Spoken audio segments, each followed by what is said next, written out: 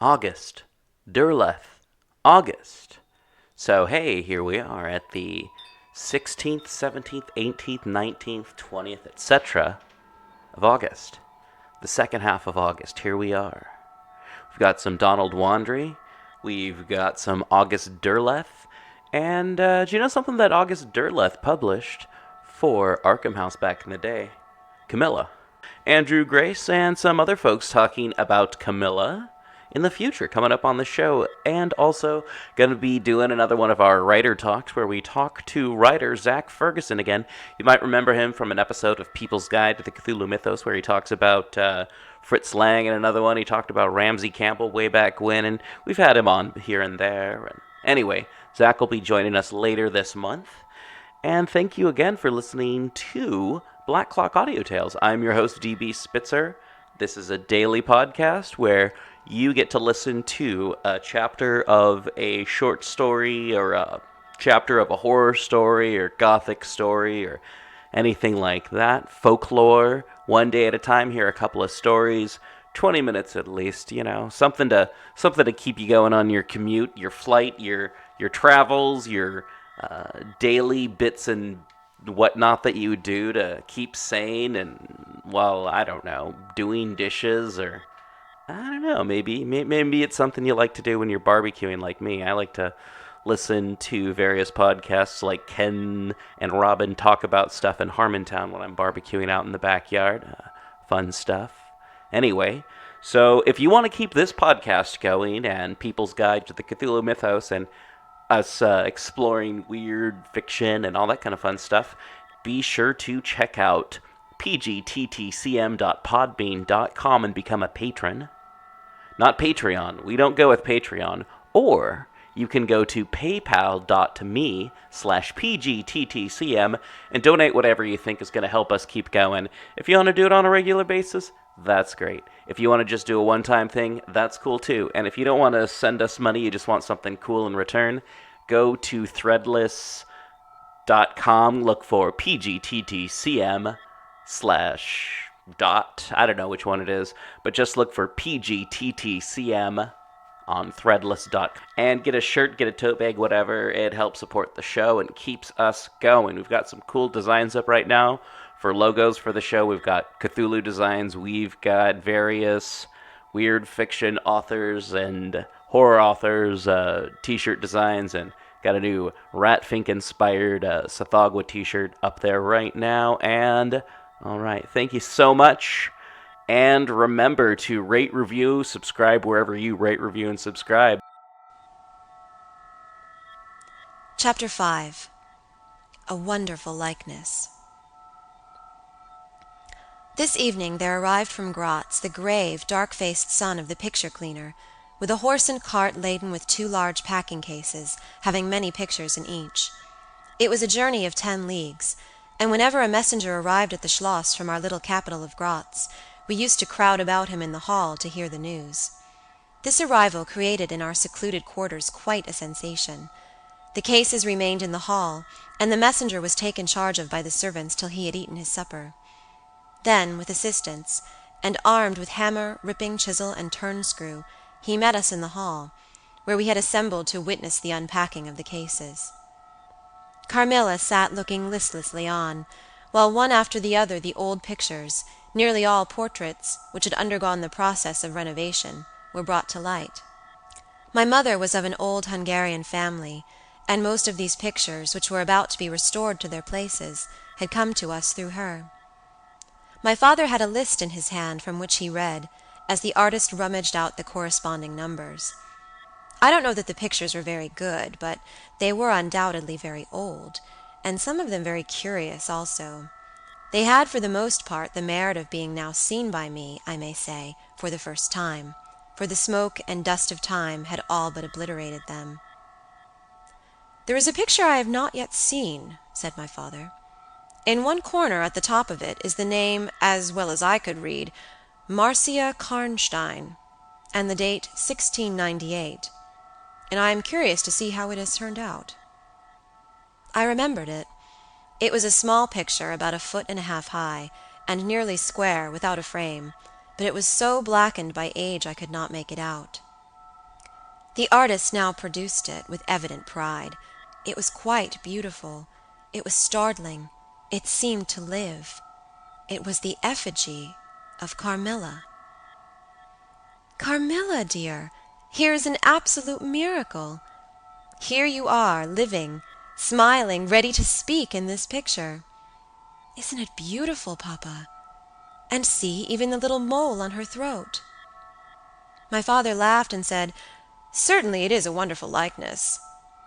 But he looked away, and to my surprise seemed but little struck by it, and went on talking to the picture cleaner, who was also something of an artist, and discoursed with intelligence about the portraits or other works, which his art had just brought into light and color, while I was more and more lost in wonder the more I looked at the picture. "Will you let me hang this picture in my room, Papa?" I asked. "Certainly, dear," he said, smiling. "I am very glad you think it so like.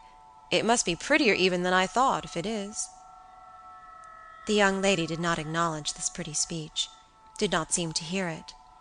She was leaning back in her seat, her fine eyes under their long lashes gazing on me in contemplation, and she smiled in a kind of rapture. "And now you can read quite plainly the name that is written in the corner. It is not Marcia. It looks as if it was done in gold. The name is Mircalla, Countess Karnstein, and this is a little coronet over and underneath A.D. 1698. I am descended from the Karnsteins. That is, Mamma was." "Ah," said the lady, languidly. "So am I think. A very long descent, very ancient. Are there any Karnsteins living now?" "None who bear the name, I believe. The family were ruined, I believe, in some civil wars long ago, but the ruins of the castle are only about 3 miles away." "How interesting," she said languidly. "But see, what beautiful moonlight." She glanced through the hall door, which stood a little open. "Suppose you take a little ramble around the court, and look down at the road and river." "It is so like the night you came to us," I said. She sighed, smiling. She rose, and with each her arm about the other's waist, we walked out upon the pavement. In silence, slowly we walked down to the drawbridge where the beautiful landscape opened before us. "And so you were thinking of the night I came here," she almost whispered. "Are you glad I came?" "Delighted, dear Carmilla," I answered. "And you asked for the picture you think like me to hang in your room," she murmured with a sigh, as she drew her arm closer about my waist, and let her pretty head sink upon my shoulder. "How romantic you are, Carmilla," I said. "Whenever you tell me your story, it will be made up chiefly of some one great romance." She kissed me silently. "I am sure, Carmilla, you have been in love, that there is at this moment an affair of the heart going on." "I have been in love with no one, and never shall," she whispered, "unless it should be with you." How beautiful she looked in the moonlight. Shy and strange was the look with which she quickly hid her face in my neck and hair, with tumultuous sighs that seemed almost to sob, and pressed in mine a hand that trembled. Her soft cheek was glowing against mine. "Darling, darling," she murmured, "I live in you, and you would die for me. I love you so." I started from her. She was gazing on me with eyes from which all fire, all meaning had flown, and a face colorless and apathetic. "Is there a chill in the air, dear?" she said drowsily. "I almost shiver. Have I been dreaming?" "Let us come in. Come in." "You look ill, Carmilla, a little faint. You certainly must take some wine," I said. "Yes, I will. I'm better now. I shall be quite well in a few minutes.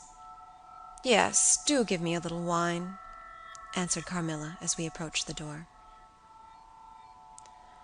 "Let us look again for a moment.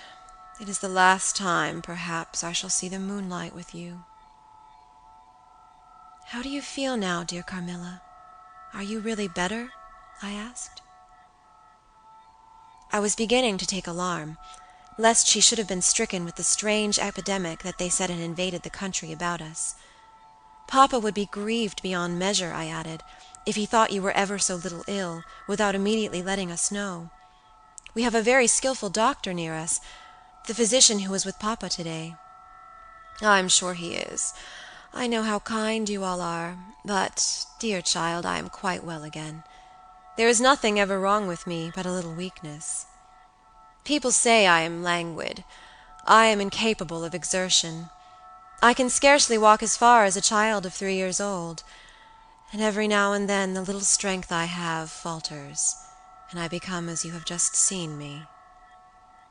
But after all, I am very easily set up again. In a moment, I am perfectly myself. See how I have recovered." So indeed she had, and she and I talked a great deal, and very animated she was, and the remainder of that evening passed without any recurrence of what I call her infatuations. I mean her crazy talk and looks, which embarrassed and even frightened me. But there occurred that night an event which gave my thoughts quite a new turn, and seemed to startle even Carmilla's languid nature into momentary energy. End of chapter 5. Hey everyone, thanks again for listening to Black Clock Audio Tales. And remember to rate, review, and subscribe to the show wherever you rate, review, and subscribe. Help support the show so that we don't have to have advertisements from other people, or even us even, by going to pgttcm.threadless.com and picking up a t-shirt or two, or you can always go to paypal.me/pgttcm and donating a couple of dollars, or going to pgttcm.podbean.com and joining our patron program. And all right, thank you so much, and back to the story. Chapter 6. A Very Strange Agony. When we got into the drawing-room, and had sat down to our coffee and chocolate, although Carmilla did not take any, she seemed quite herself again, and Madame and Mademoiselle de la Fontaine joined us, and made a little card party, in the course of which Papa came in for what he called his dish of tea. When the game was over he sat down beside Carmilla on the sofa, and asked her a little anxiously whether she had heard from her mother since her arrival. She answered no. He then asked whether she knew where a letter would reach her at present. "I cannot tell," she answered ambiguously, "but I have been thinking of leaving you. You have been already too hospitable and too kind to me. I have given you an infinity of trouble, and I should wish to take a carriage tomorrow and post in pursuit of her. I know where I shall ultimately find her, although I dare not yet tell you." "But you must not dream of any such thing," exclaimed my father, to my great relief. "We can't afford to lose you so, and I won't consent to your leaving us, except under the care of your mother, who was so good as to consent to your remaining with us till she herself should return. I should be quite happy if I knew that you heard from her, but this evening the accounts of the progress of the mysterious disease that has invaded our neighborhood grow even more alarming. And, my beautiful guest, I do feel the responsibility, unaided by advice from your mother, very much. But I shall do my best, and one thing is certain, that you must not think of leaving us without her distinct direction to that effect. We should suffer too much in parting from you to consent to it easily." "Thank you, sir, 1,000 times for your hospitality," she answered, smiling bashfully. "You have all been too kind to me. I have seldom been so happy in all my life before, as in your beautiful chateau, under your care, and in the society of your dear daughter." So he gallantly, in his old-fashioned way, kissed her hand, smiling and pleased at her little speech. I accompanied Carmilla as usual to her room, and sat and chatted with her while she was preparing for bed. "Do you think," I said at length, "that you will ever confide fully in me?" She turned round smiling, but made no answer, only continued to smile on me. "You won't answer that?" I said. "You can't answer pleasantly. I ought not to have asked you." "You are quite right to ask me that, or anything. You do not know how dear you are to me, or you could not think any confidence too great to look for. But I am under vows, know none half so awfully, and I dare not tell my story yet, even to you. The time is very near when you shall know everything. You will think me cruel, very selfish, but love is always selfish. The more ardent, the more selfish. How jealous I am, you cannot know. You must come with me, loving me, to death, or else hate me, and still come with me, and hating me through death and after. There is no such word as indifference in my apathetic nature." "Now, Carmilla, you are going to talk your wild nonsense again," I said hastily. "Not I. Silly little fool as I am, and full of whims and fancies. For your sake I'll talk like a sage. Were you ever at a ball?" "No, how you do run on! What is it like? How charming it must be. I almost forget it is years ago." I laughed. "You are not so old. Your first ball can hardly be forgotten yet." "I remember everything about it, with an effort. I see it all, as divers see what is going on above them, through a medium, dense, rippling, but transparent. There occurred that night what has confused the picture and made its colors faint. I was all but assassinated in my bed, wounded here," she touched her breast, "and never was the same since." "Were you near dying?" "Yes, very. A cruel love, strange love that would have taken my life. Love will have its sacrifices. No sacrifice without blood. Let us go to sleep now. I feel so lazy. How can I get up just now and lock my door?" She was lying with her tiny hands buried in her rich wavy hair, under her cheek. Her little head upon the pillow, and her glittering eyes followed me whenever I moved, with a kind of shy smile that I could not decipher. I bid her good night, and crept from the room with an uncomfortable sensation. I often wondered whether our pretty guest ever said her prayers. I certainly had never seen her upon her knees. In the morning she never came down until long after our family prayers were over, and at night she never left the drawing-room to attend our brief evening prayers in the hall. If it had not been that it had casually come out in one of our careless talks that she had been baptized, I should have doubted her being a Christian. Religion was a subject on which I had never heard her speak a word.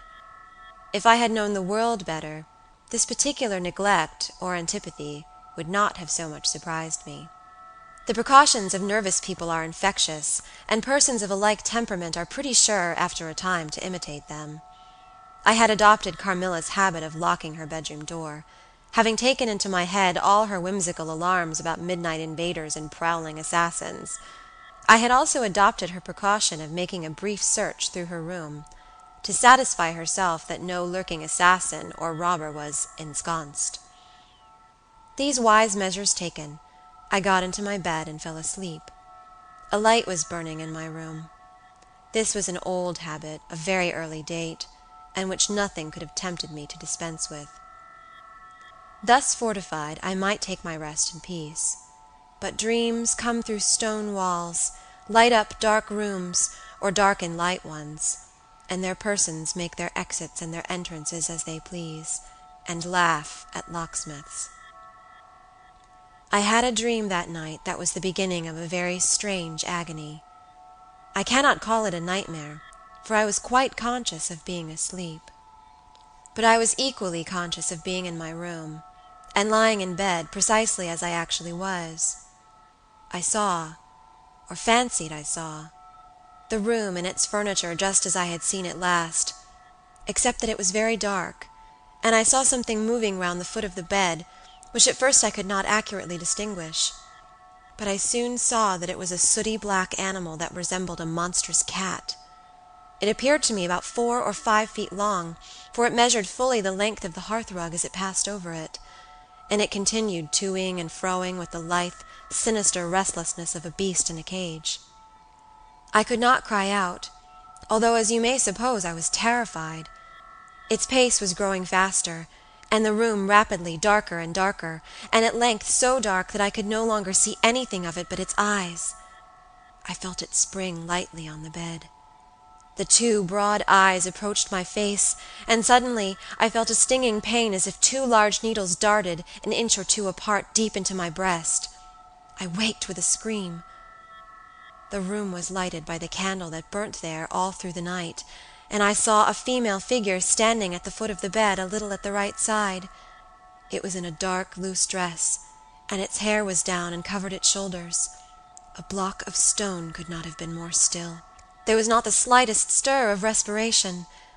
As I stared at it, the figure appeared to have changed its place, and was now nearer the door, then close to it, the door opened, and it passed out. I was now relieved, and able to breathe and move. My first thought was that Carmilla had been playing me a trick, and that I had forgotten to secure my door. I hastened to it, and found it locked as usual on the inside. I was afraid to open it. I was horrified. I sprang into my bed and covered my head up in the bedclothes, and lay there, more dead than alive, till morning.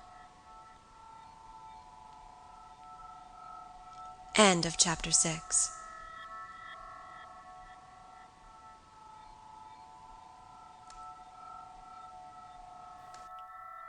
Thanks again for listening, everyone. I've been your host, DB Spitzer, and music by, well, me this time around. The chimes, that's like audio that I picked up in my backyard and just incorporated, and hey, and I like it. Anyway, yes, thank you for listening. Join us tomorrow when we have more of this. So it's either another story or a chapter of Camilla or a couple chapters of Camilla, or it's someone talking about Camilla. Maybe it's writer Zach Ferguson. Who knows? All right, this is August Derleth August. And thank you so much. This is People's Guide to the Cthulhu Mythos. Black Clock Audio Tales. People's Guide to the Cthulhu Mythos is our Cthulhu-themed show that happens the last Tuesday of the month. And all right, thank you so much. And thank you for listening. Tell your friends about it and help us grow as a show. All right, thank you so much. Have a good day.